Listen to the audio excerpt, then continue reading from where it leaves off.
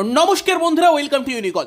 পাকিস্তানের রোড পিচে পাকিস্তানের আনস্কিল্ড স্পিনার সামনে এমন ফাস্ট বোলার যারা 4 ওভারের বেশি বল করতে পারে না, তাদের এগেনস্টে মারধর করে খুব বাস বল করে ইংল্যান্ড লাফাচ্ছিল এবং তারা ভেবেছিল ইন্ডিয়াতে এসেও হয়তো সেই বাস বল দিয়ে তারা ভীষণ সাফল্য অর্জন করবে। তবে এটা কিন্তু বলা যেতেই পারে, বাসবল তার জন্ম পাকিস্তানে এবং মৃত্যু হলো ভারতে। মৃত্যু যদিও থার্ড টেস্টের পরই হয়ে গিয়েছিল।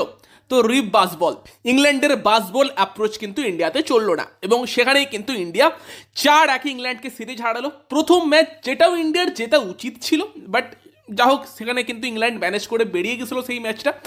তো সেখানে কিন্তু ফার্স্ট ম্যাচটি ইংল্যান্ড জেতার পর অবভিয়াসলি ইংল্যান্ড সমর্থকদের মনে আশা তো অনেক এসেছিল, তবে তারপর থেকে আর তাদের ম্যাচ জেতা হলো না। ফিফথ টেস্টও তারা হারলো, ইনিংসে হারলো এবং সেখানে 4-1 ইন্ডিয়া সিরিজ জিতলো। এবং এই ম্যাচে আমরা আজকের দিনে বেশ কিছু স্লেজিংও শুনেছি, মানে বেশ ফানি স্লেজিং, সেগুলো তোমাদেরকে জানাবো। ম্যাচটা সম্বন্ধে একটু কথা বলবো, তো লাস্ট অব্দি ভিডিওটা দেখতে থাকো। আমাদের চ্যানেলে প্রথমবার এলে আমাদের চ্যানেলটিকে সাবস্ক্রাইব করে তার পাশের বেল আইকনটাকেও অবশ্যই অন করে দিও।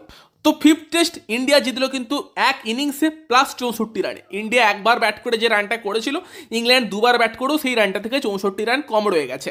এবং সেখানে এই টেস্টে কিন্তু ভারতের হয়ে নায়ক হয়ে থাকবে কুলদীপ যাদব এবং রবিচন্দ্রন অশ্বিন, তার সঙ্গে ব্যাট হাতে রোহিত শর্মা এবং শুভমান গিল। তো কুলদীপ অশ্বিনরা মিলে প্রথম ইনিংসে কিন্তু ইংল্যান্ডকে 218 রানেই অল উইকেট করে দিয়েছিল। দেন ইন্ডিয়া ব্যাট করতে নেবে 477 রান করে, যেখানে জয়সওয়াল দারুণ স্টার্ট দিয়েছিল 57 করে। দেন রোহিত শর্মা শুভমান গিল দুজনেই 100 করে। রোহিত শর্মা 103 রান করে, শুভমান গিল করে 110 রান। তারপরও দেবদত্ত পাটিকেল, সরফরাজ খান তারাও কিন্তু অর্ধশত রান করে। দেবদত্ত পাটিকেল প্রথম ম্যাচেই 65 রান করে, সরফরাজ খানও 56 রান করে, যার ফলে কিন্তু ইন্ডিয়া লাস্ট অব্দি 477 রানের একটা বড় স্কোর করে, বিশাল বড় রানের একটা লিড নিয়ে নেয়। 259 রানের লিড ছিল, যেখানে ইংল্যান্ড কিন্তু থার্ড ইনিংসে ব্যাট করতে নেবে 195 রানেই অল উইকেট হয়ে যায়। যেখানে আবারও কিন্তু রবিচন্দ্রন অশ্বিন 5টা উইকেট নেয়, কুলদীপ যাদব 2টো, জসপ্রীত বুমরা 2টো এবং রবীন্দ্র জাদেজা 1টা উইকেট নেয়। ইংল্যান্ডের হয়ে ব্যাট হাতে জো রুটই একটু মান সম্মান রেখেছে, 84 রান করেছে। তো সেই জায়গায় দাঁড়িয়ে ইংল্যান্ডের বাসবল তো একদমই চললো না। এই ফিফথ টেস্টে কিন্তু ম্যান অফ দ্য ম্যাচ হলো ইন্ডিয়ার হয়ে কুলদীপ যাদব এবং গোটা সিরিজে একের পর এক রেকর্ড ভেঙে যশস্বী জয়সওয়াল, সে কিন্তু হলো ম্যান অফ দ্য সিরিজ। এবং তার সঙ্গে রবিচন্দ্রন অশ্বিন, তার 100তম টেস্ট ছিল, সেও কিন্তু এই টেস্টটা মনে রাখবে 9খানা উইকেট নিয়েছে। তো সেখানে 4-1 কিন্তু ইংল্যান্ডের বাসবলকে একদম ইন্ডিয়া উড়িয়ে দিল। এবং সেখানে এই ফাইনাল ডেতে আমরা বেশ কিছু স্লেজিংও দেখলাম, যার মধ্যে ধ্রুব জুডেলের একটা স্লেজিং আমার খুব ভালো লেগেছে। সেটা হচ্ছে টম হার্টলে যখন ব্যাট করতে এলো তখন কিন্তু ধ্রুব জুডেল উইকেটের পেছন থেকে বলছিল যে ইংল্যান্ডের সব থেকে কনসিস্টেন্ট ব্যাটসম্যান ব্যাট করতে নামছে, যেখানে একটা স্টেটমেন্টে গোটা ইংল্যান্ডের ব্যাটিং লাইন আপকে কিন্তু রোস্ট করে দিয়েছে তোমার ধ্রুব জুডেল।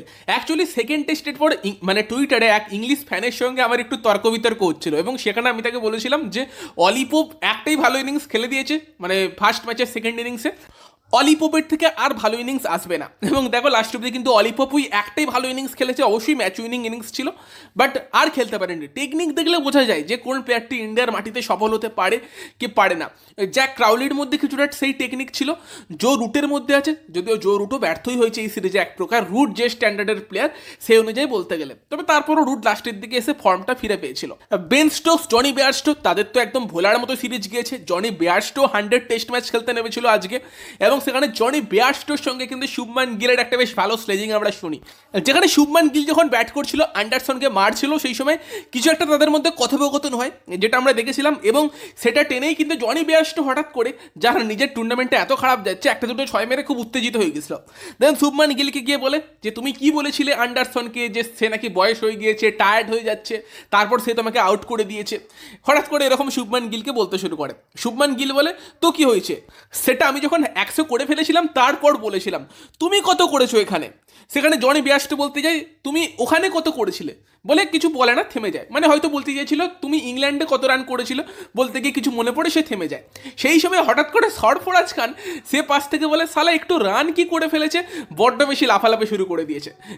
যদিও এটা সরফরাজ খান হিন্দিতে বলে, ফলে জনি বেয়ারস্টো বুঝতে পারেনি। তবে সরফরাজ কিন্তু একটা জিনিস আছে, হেভি স্লেজিং কিন্তু করতে পারে, তবে ব্যাপারটা হচ্ছে হিন্দিতে করে ফেলে, আর ওর ওয়ার্ডগুলো হিন্দিতেই মানায়। যদি ইংলিশে ঠিকঠাক করতে পারে ভালো কিন্তু স্লেজ করতে পারবে।